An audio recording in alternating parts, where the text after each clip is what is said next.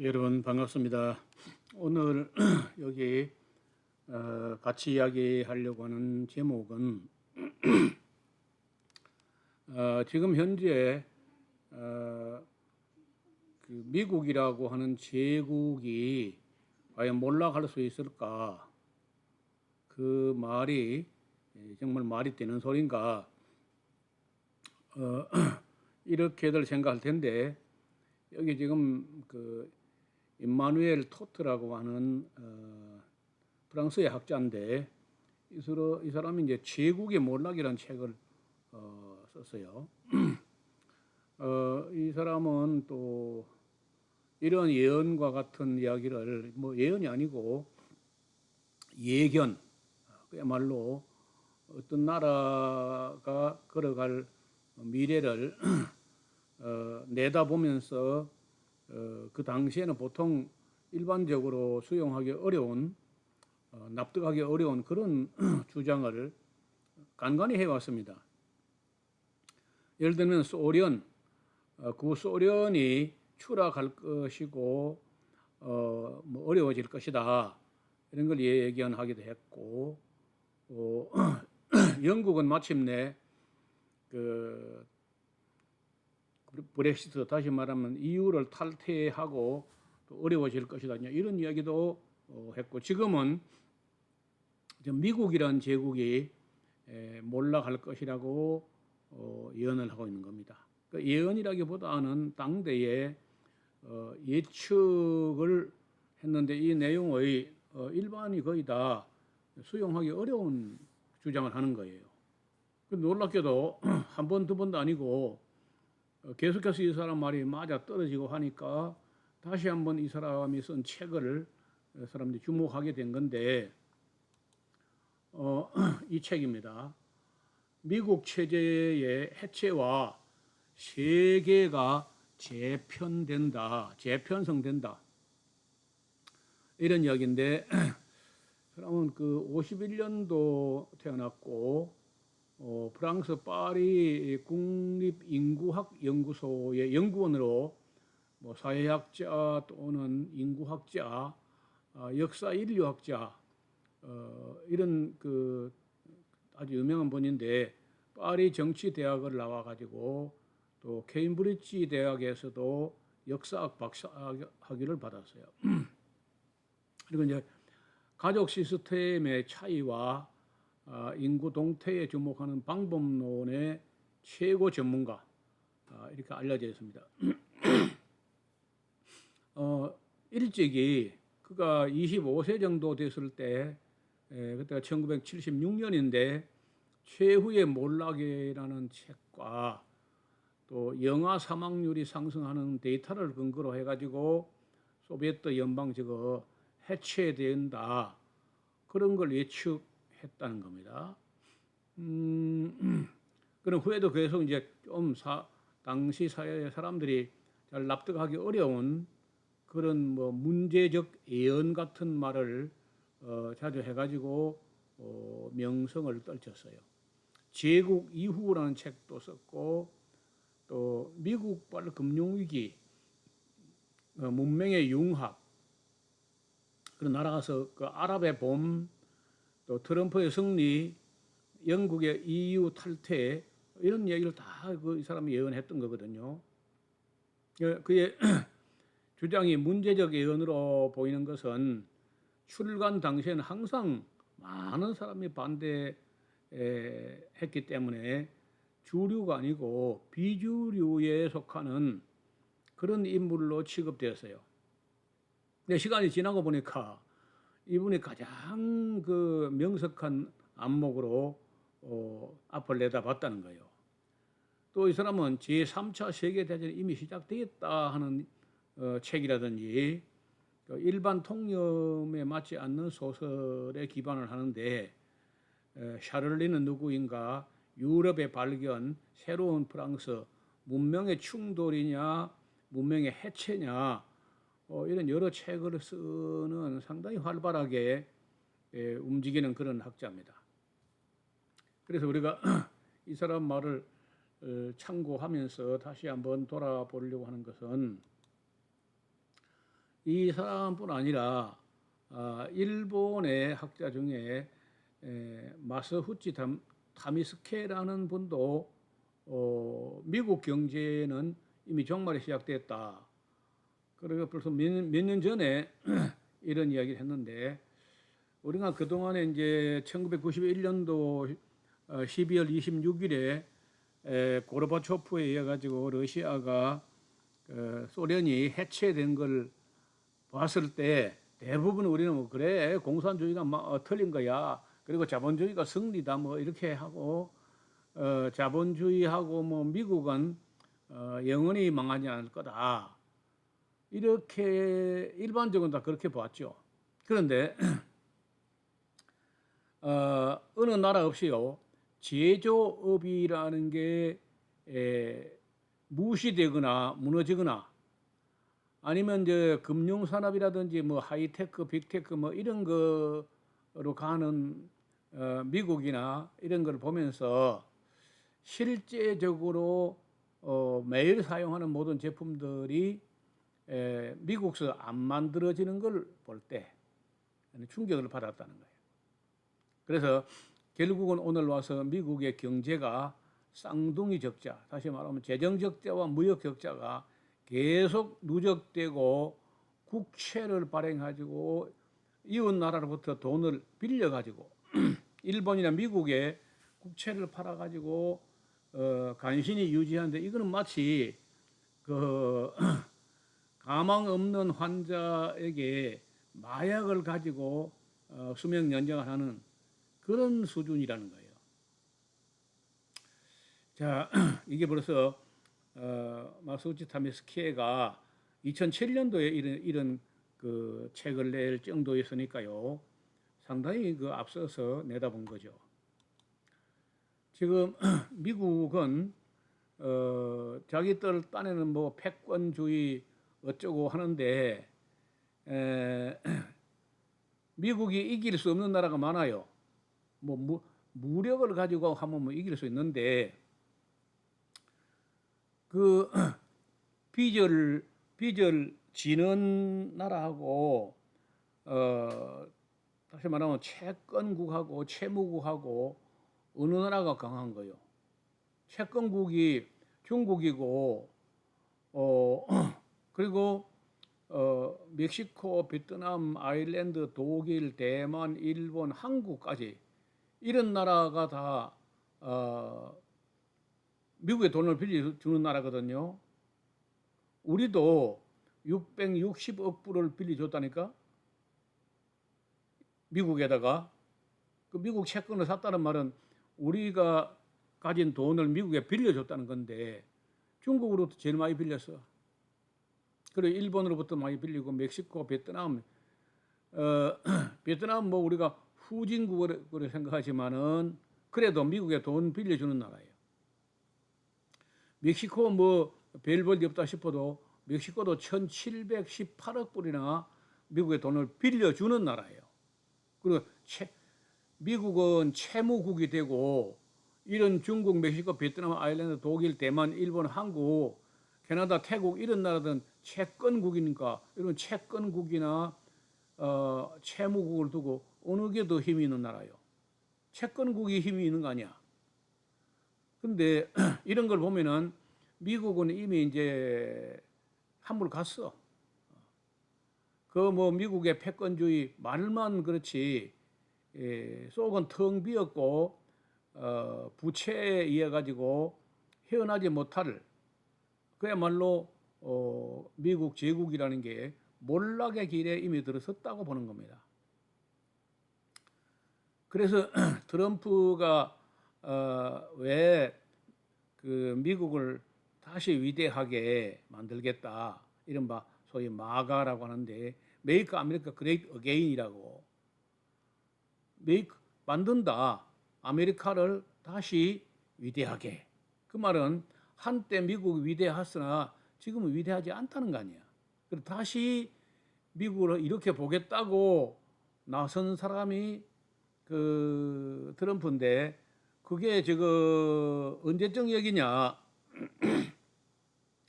트럼프 앞에 조 바이든이 나름대로 노력을 했는데 그런데 현상 유지는 해왔는데 현상 유지라 해도 여전히 바이든 때도 해마다 국채를 발행해가지고 돈을 빌려가지고 그런 현상 유지한 거거든요. 그러니까 그걸 보고 트럼프는 저 바이든이 계속 빚을 내면서 나라를 망치고 있다. 그래서 자기가 하면은 진짜 미국을 다시 위대하게 한다. 그래 어떻게 한다는 건지 보니까 아이고 바이든도 멍청하지만 트럼프는 더 멍청해. 어떻게 해서 지금 미국을 다시 위대하게 한다는가 보니까 미국은 제조업이 다 죽었어요입니다. 특히 철강 산업이 완전히 골로 갔습니다. 완전히 끝났어요. 지금 철강 다 망하고 한 개 US 스틸이라고 한 개가 있었는데 금년 5월 달에 그거마저 일본 니폰 스틸로 경영권이 넘어가 버렸습니다. 다시 말해서 지금은 미국은 철강 회사가 하나도 없는 거예요. 모든 제조업과 현대 산업의 기초가 철강인데 철강이 무너지면요 골조 없는 집을 짓는 거야. 우리나라 말로 수살 아파트. 철근 하나도 없는 집을 짓는 것 같은 철이 없는 산업은요 그건 안 되게 돼 있어.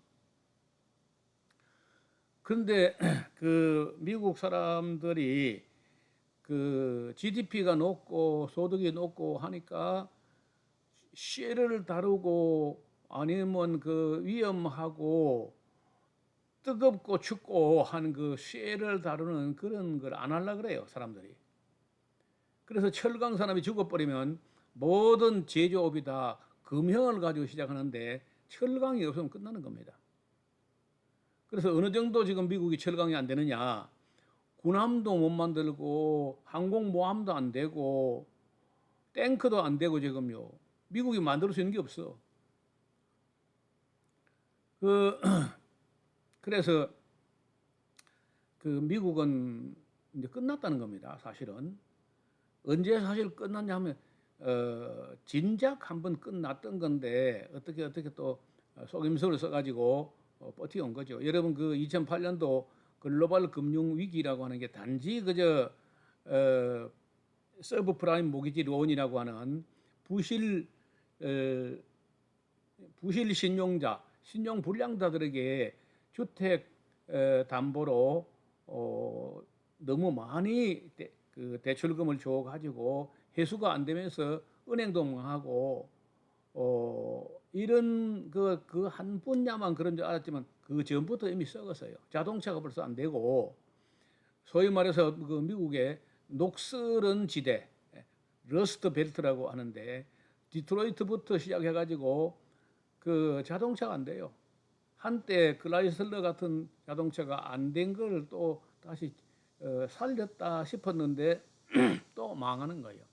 지금도 포드나 GM이나 쉐보레나 이런 그런 그 기업들이 미국 국내에서 생산해가지고 단가 높아서 안 팔리니까 다 해외라서 멕시코, 브라질, 뭐 베트남, 인도, 중국, 심지어 인도네시아 이런 데 가서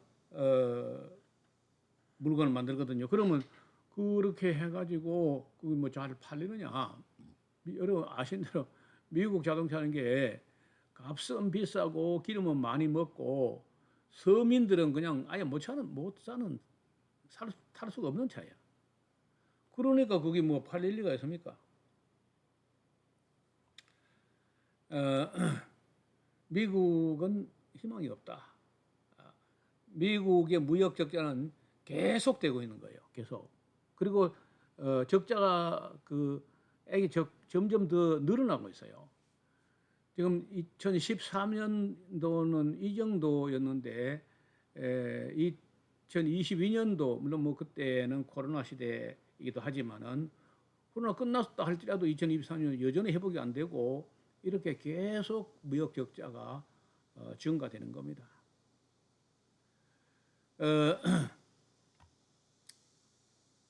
그 어떤 나라하고 상대해 가지고 무역 적자가 나냐 하면은 여기 보시면은 이 대중국으로 무역 적자가 제일 많고 그러니까 이제 미국이 중국 때문에 망하게 생겼다는 거예요. 그래서 지금 중국을 꺾고 잡고 막 난리가 난 거죠. 멕시코한테 맨날 당해. 베트남에게도 당하고 아일랜드, 독일, 대만, 일본, 한국에게도 카나다, 인도에게도 그러니까 지금 트럼프가 이런 나라들이 잘 사는 걸 도저히 못 봐주겠다는 겁니다.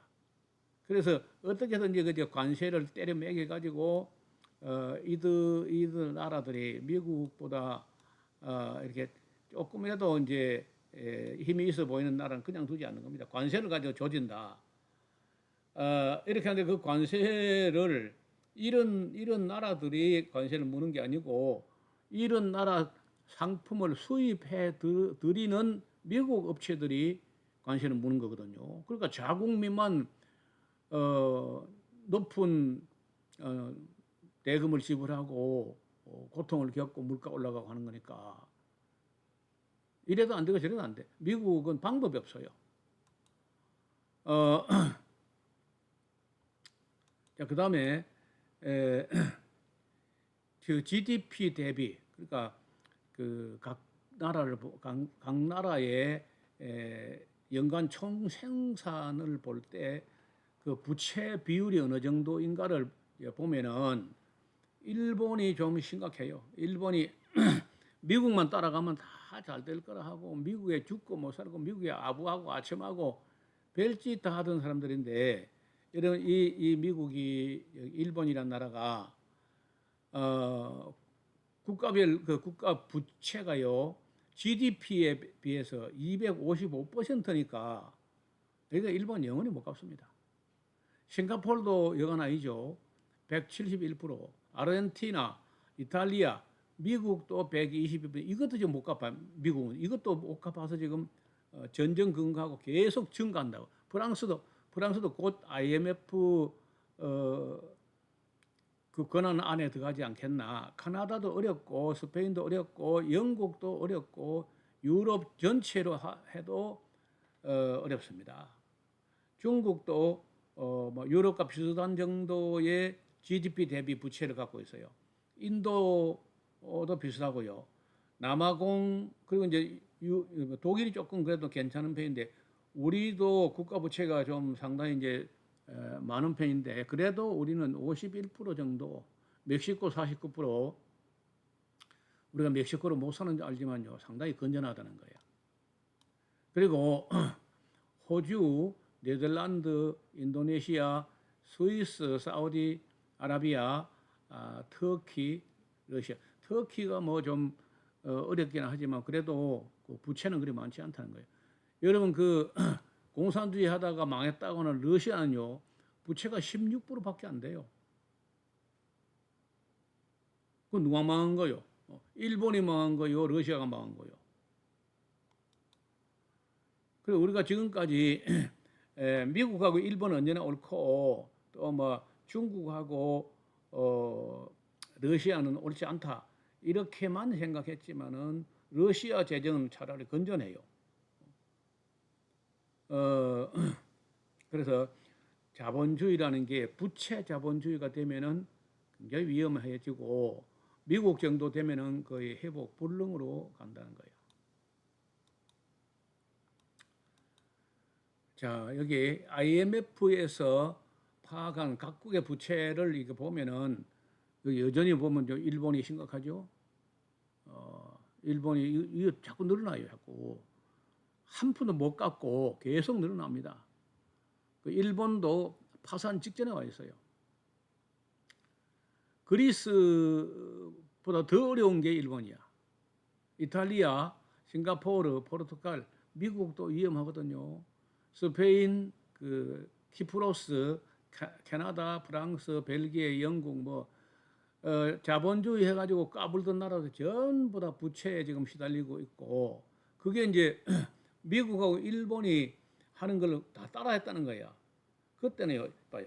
인구가 자꾸 증가되고 그리고 새로운 상품이 나오고 소비자도 계속 확장되고 그리 할 때 같으면은 부채를 발행해서라도 시기를 놓치지 않고 기회를 놓치지 않게 해서 그래 할 수 있는데 위험해요. 그 독일 같은 데는요, 그 부채 한계를 딱 정해요. 그 해에 예산에서 1% 이상도 증가되면 안 되고, 예를 들어서 뭐 추경 같은 걸 해도 1%를 넘으면 안 돼. 1%도 안 되고, 아마도 그 0.64% 뭐 그 정도에는 절대 부채를 증가하지 못하게 합니다. 그래도 독일이 지금 이 정도 부채가 있잖아요. 우리보다 더 많아요. 물론 뭐 나라 크긴 하지만은, 그 한국도 나는 볼 때 이거 위험한데도 불구하고 우리가 지금 인구가 늘어나는 게 아니고 노동력도 늘어나지 않고 수출도 계속된다 보장도 없는데 이거 갚아낼 수 있겠나? 어려울 것 같아요. 여러분 지금 만약에 미국이라든지 이런 그 부채 많은 나라들은요, 돈을 돈을 자기들이 빌려 쓰고는 자기들이 못 갚으면은 자기 아들 보고 자기 손자 대에 가서 갚으라는 건데, 다시 다른 말 하면은 태어나지도 않은 손자 증손자에게 돈을 빌려 쓰는 거 똑같아. 여러분 이거 얼마나 악한 거예요. 그래서요, 이 그 형편을 봐서 자기 분수에 맞게 안 살고 빚을 내 가지고라도 사치하게 살겠다는 건요, 악한 겁니다. 손자에게 증손자에게 태어나지도 않은 미래에게다 돈을 빌리는, 그게 얼마나 악한 거예요.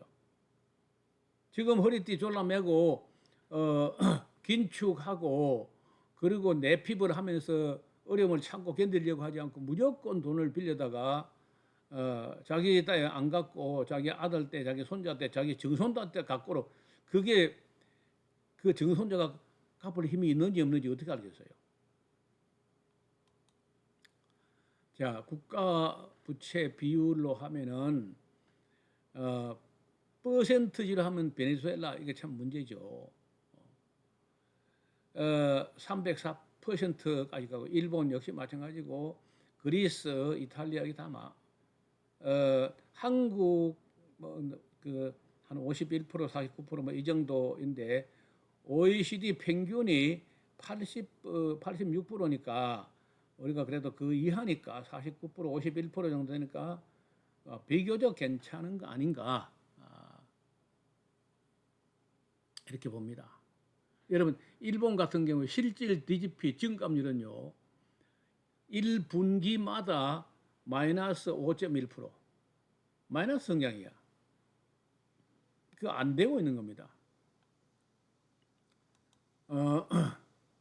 그러니까 이제 돌아보면은 그 이모니엘 도트 이야기를 가지고 정리해보면 이래요. 도트는 1990년대 냉전이 종식되는 이후에 미국이 스스로 유일한 초강대국으로 인식했지만은 이는 실질적인 경제력과 산업 기반의 그 약화가 감안되지 않는 것이고, 그리고 인구학적 문제, 낮은 출산율에다가 높은 이혼율 이런 걸 다 감안하지 않은 허상에 불과하다고 비판합니다. 경제적 취약성, 그는 미국의 경제가 제조업 기반의 약화와 금융 부분에 지나치게 의존하고 있기 때문에 막대한 무역 적자와 정부 부채, 재정 부채로 인해 가지고 지속 가능한 성장은 어렵다고 지적합니다. 특히 첨단 기술 분야의 혁신에 불구하고 실질적인 생산성은 향상이 아주 미미하다고 분석한 거예요. 그리고 인구학적 위기, 또는 미국의 낮은 출산율과 불안정한 가정, 그리고 가정 구조가 장기적으로 노동력 감소와 사회적 불안을 야기할 것이라고 경고합니다. 이는 제국의 유지에 필수적으로 감안되는 활력도 없고 응집력이 약화되는데 그 요인으로 작용한다. 고립주의 반미 감정. 미국은 일방적으로 패권주의적 행보와 문화적 오만과 국제사회에서 반미 감정을 계속 증폭시키면서 못된 점만 골라가면서 했거든요. 남미를 침탈하고, 그리고 뭐 베트남 전쟁, 아프가니스탄 전쟁, 이라크 전쟁, 뭐 모든 전쟁은 미국이 다 저질러 대. 그러다가 이제 9.11 테러 이후 미국의 군사적 개입은 이런 영향을 더 심화시키고 더 못된 일을 더 많이 하게 돼요.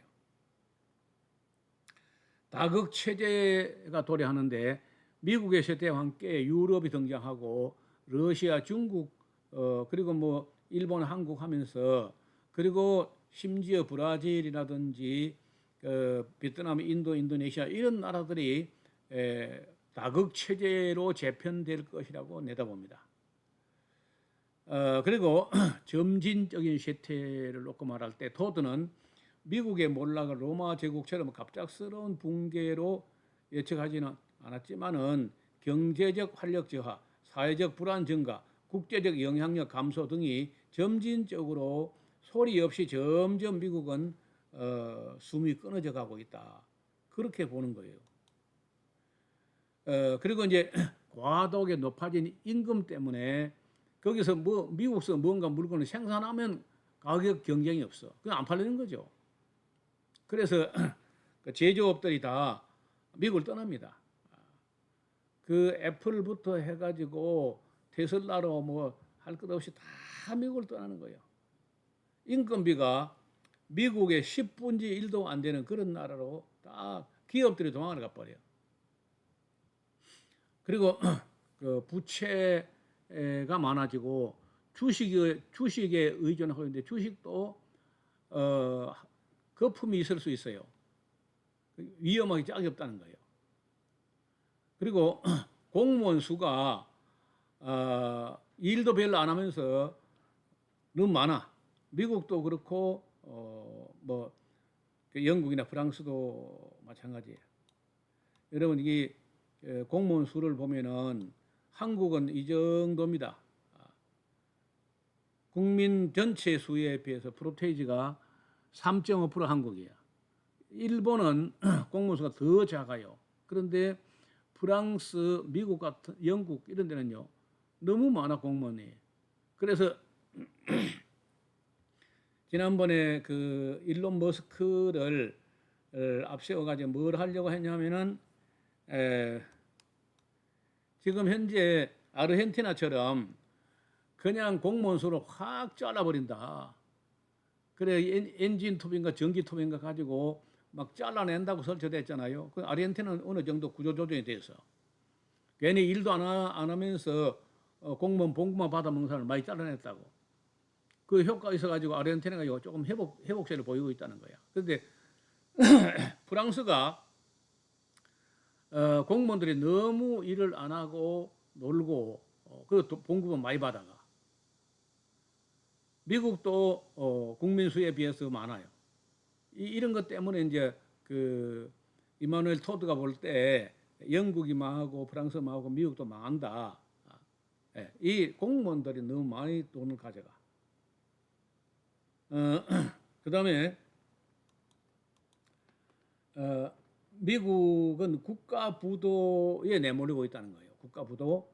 그것은 무슨 말이냐면은 국가 부채가 너무 많아가지고 해마다 그 국채가 안 팔리거나 하면요 디폴트 다시 말하면 지불 불능 상태가 되고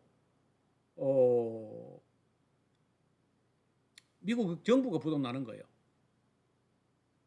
지금 37조 달러. 미국 국가 부채가 37조 달러인데 이거 도저히 미국 못 갚아요. 근데 이걸 못 갚는 것만 문제가 아니고 부채를 또 더 이렇게 많은데 더 내야 현상 유지가 돼. 발전은 아예 뭐 기대할 수 없고 현상 유지하는데도 부채를 또 해마다 한 2조 달러 더 내야 되는데 그렇게 하면서 해마다 그 국채 발행된 국채에 대한 이자를 무는데 이자가 1년에 8,800억 정도 지금 나가는 2024년도에 아마 2025년, 2026년 되면은 한 해에 그 국채에 대한 이자 지급액이 1조 달러씩 나갈 거고 부채 증가가 한 해 2조 달러 정도 부채 증가가 해야 돼. 그러면 1년에 3조 달러씩 더 국채를 발행해야 되면 그 얼마 안 가서 이제 40억, 50억 되면요. 결국은 부도 나고 맙니다. 어, 어렵죠. 그래서 이마누엘 토트라는 사람이 내다본 게 터무니없는 이야기가 아니고 오늘 트럼프가 하는 거 보세요. 관세를 때린다는 것도 하나의 방법이고 하나는요.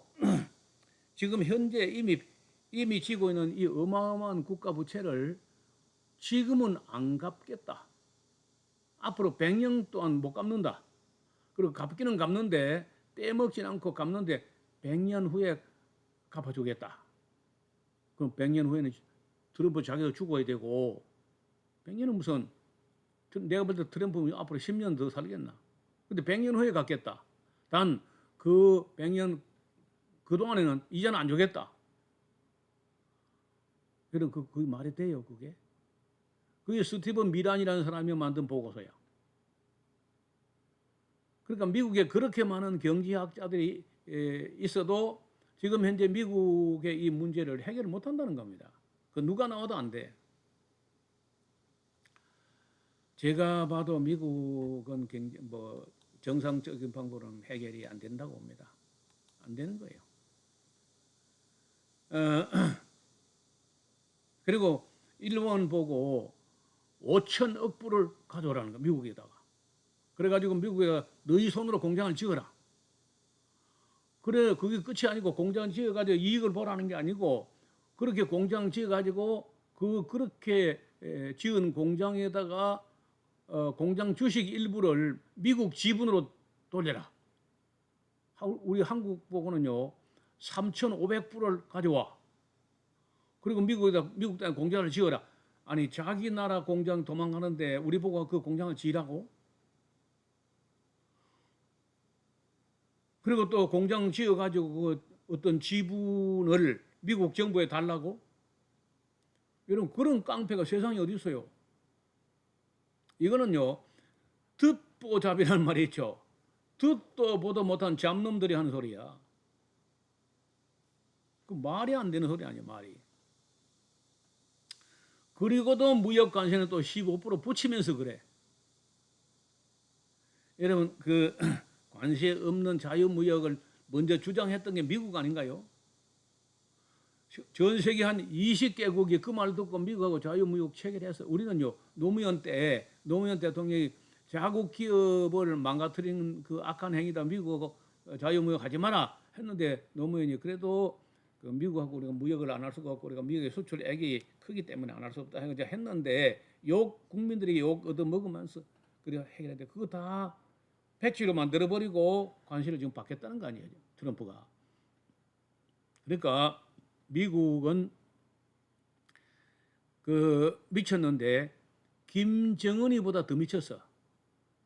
김정은이하고 푸틴이 미쳤는데 근데 김정은이 푸틴이 남의 나라에 그런 짓 안 하잖아요. 제가 보기로는 제일 미친 놈이 트럼프야.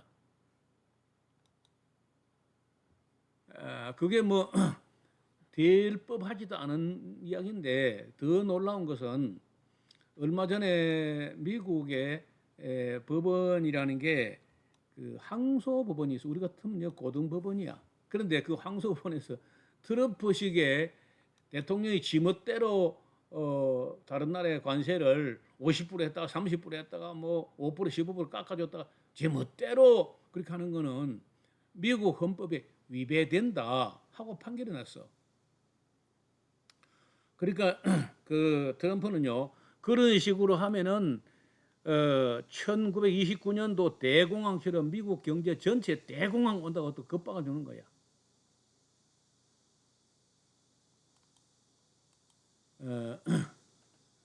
저는 이 사람이 스티븐 미란이라는 사람이 만든 안이 100년 동안 국채를 갚지 않고 이자도 주지 말고 100년 후에 준다고 하자. 그리고 온 세계 정상들을 다 불러가지고 미국의 사정을 이야기하고 그 자기들 갖고 있는 모든 국채 다 가져오면 100년물로 바꿔주겠다고 해라. 이 스티븐 미란이라는 사람이 그렇게 했는데 트럼프가 거기에 감동돼 가지고 좀 그대로 하는 거거든 지금.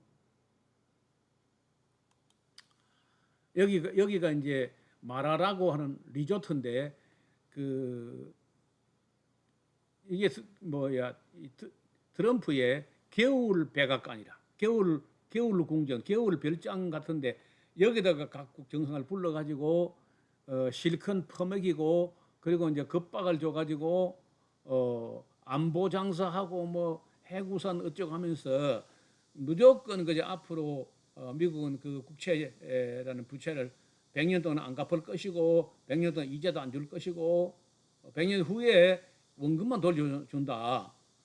그렇게 지도한 게 스티븐 미란인데 트럼프가 그 외에는 대안이 없으니까 그렇게 한다는 건 지금요. 자, 여러분 우리가 믿었던 미국이 이런 나라입니다. 미국은 어떻게 될 것인가? 예. 그 절대 그 지금 현재 국채 갚지 못합니다. 국채뿐 아니라 기업채가 있고 가계부채도 있고 이걸 다 하면요, 다 하면은 미국은 절대로 헤어나지 못해요. 그 미국 국채를 누가 많이 갖고 있냐면 옛날에 중국이 많이 갖고 있는데 중국은 가만 보니까 미국 하는 거 보니까 지금 미국 망할 것이 뻔하거든요. 그러니까 지금 중국은 살살 내다 팔았어. 왜 살살 내다 파느냐? 소문 내고 팔면요, 갖고 있는 국채 가격이 팍 떨어져 가지고 장사 이거 안 팔리면 지금 큰일이잖아. 안 팔리면 그냥 손해 보고 말 것 같으니까 소문 안 내고 살살 팔아요. 일본도 많이 가지고 자기 국민 수에 비하면 일본은 참 많이 가지고 있는 편인데 이것도 좀 아주 위험합니다. 나중에 이제 미국이 우리가 안 갖겠다, 100년 후에 갖겠다 하면 이제 일본 참 큰일 났죠. 영국도 많이 갖고 있고 룩셈부르크 이런 나라들이 미국 국채를 갖고 있는 그때만 해도요. 미국 국채는 금과 같이 안전자산 중에 안전자산이다 했는데 지금은요. 휴지가 될 수 있다는 겁니다. 휴지가. 미국 국채가 휴지가 될 수 있다. 자, 미국을 믿었던 일본과 중국의 실망은요. 대단합니다. 지금 일본 이게 붉은 게 일본이고 검은 게 중국인데 한때 2015년 정도에는요. 중국과 일본이 비슷한 양의 미국 국채를 보유하고 있다가 두 나라 다 살살 좀 팔고 있다니까. 보니까 미국이 많은 게 분명하거든. 어느 날 불러가지고 배째라 하고 우리는 못 갖겠다. 100년 후에 갖겠다. 이렇게 하면 어떡해? 그러면 또 미국도 망하고 일본도 망하고 중국도 망하고 다 망하는 거예요. 그런데 그 미국이 중국이 함부로 못하는 게 있는데 그 중국이 볼모로 잡고 있는 게 있어요. 미국 국적의 애플 제품의 80%가 중국에서 생산돼. 테슬라가 생산한 자동차 40%가 중국에서 생산되고 월마트가 취급하는 물품의 60%가 중국에서 나오는 거예요. 아마존에서 유통되는 모든 물건 대부분이 다 중국 물건들이고 첨단 산업의 필수적인 히토류가 거의 중국에서 유입돼 가야만 그나마 미국이 돌아가. 그래서 만약에 그 미국이 중국에 뭐 관세 폭력을 휘둘르고 까불 때 중국에서 이걸 다 잡아버리면요 입장이 곤란하니까 올렸다 깎았다 막 이런 트럼프가 하는 것은요 토끼비가 흉내를 못 내. 이랬다 저랬다 애도 아니고 내가 볼 때 영 정신이 이상해진 것 같아 사람이.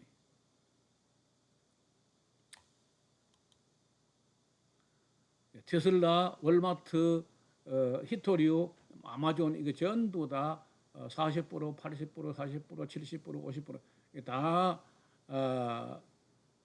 미국이 중국에 볼모 잡혀 있는 것들인데 그래서 시진핑하고 나는 잘 지낸다 하는데 시진핑 웃고 있습니다. 잘 지낸 게 그 모양이냐 하고 미국 물건이 중국에 들어올 때 74%의 관세를 때리겠다고 엊그저께 큰 소리 뻥쳐서요. 그러면 트럼프가 한 말은 다 거짓말이 돼버린 거야.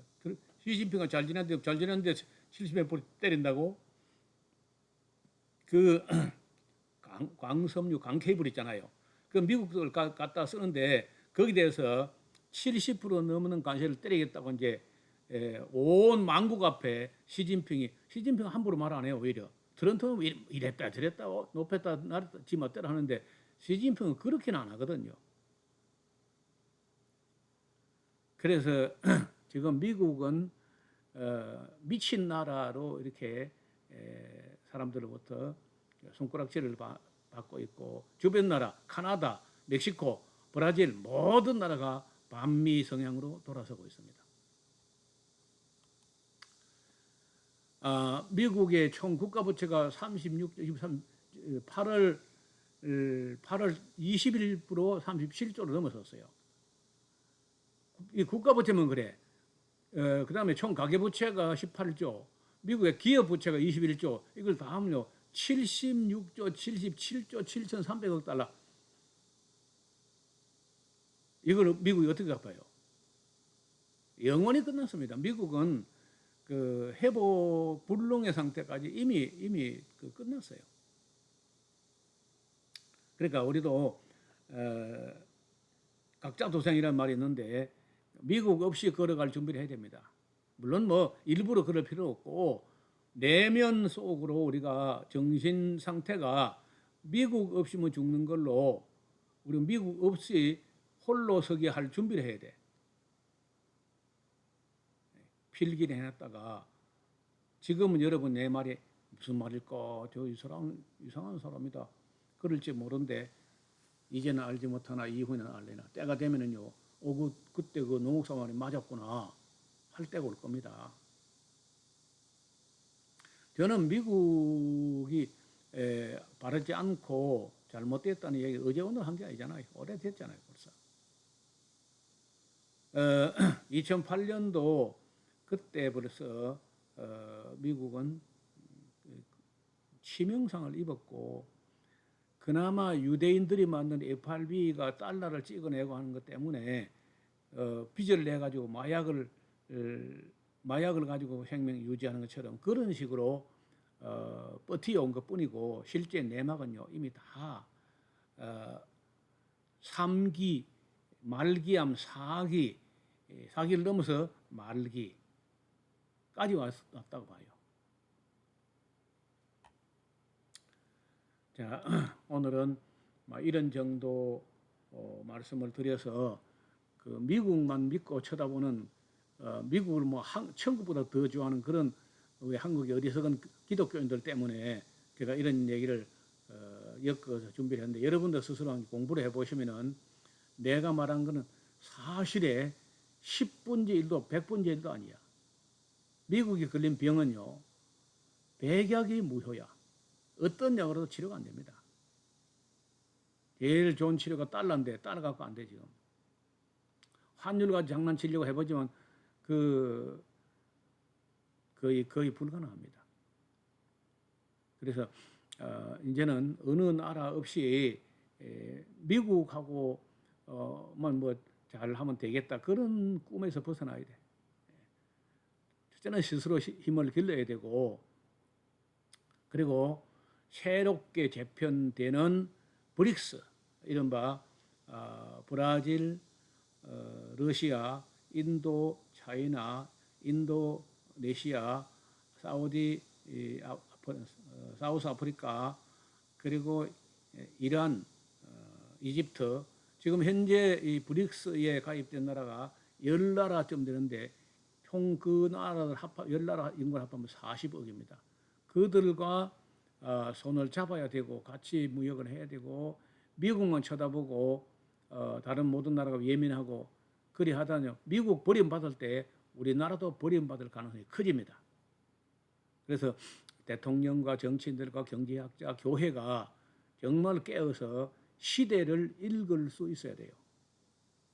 아직은 제가 하는 말이 이해가 안 될 수 있겠지만은 알만한 사람은 이미 다 알고 있는 겁니다. 미국은 어렵다. 겉으로 볼 때만 살아있는 척 떠들고 있을 뿐이지 내면에는 이미 3기, 4기, 말기 중에 말기. 그래도요 미국이 앞으로 좀 이어갈 수 있는 산업이 있어요. 그게 뭐냐? 무기입니다. 무기. 무기도 뭐 정가 같지는 않지만 그래도 무기가 있고 그다음에 식량. 미국 식량은 엄청납니다. 그 양이. 에, 식량하고 제약이 아직은 강해요. 제약. 그리고 또 한 가지 더 있는데 여객기 보잉사라고 하는 회사에서 물론 뭐 무기도 만들지만은 민수용 여객기 장사는 앞으로도 뭐 좀 아무도 뭐 미국을 앞서지 못하니까 그런 정도 가지고 유지는 되고 있지만은 미국이 뭐 정가 같이 큰 소리 치거나 그렇게 하는 시대는 지나갔다고 봅니다. 네, 오늘은 여기까지만 말씀드리고 인사드리겠습니다. 감사합니다.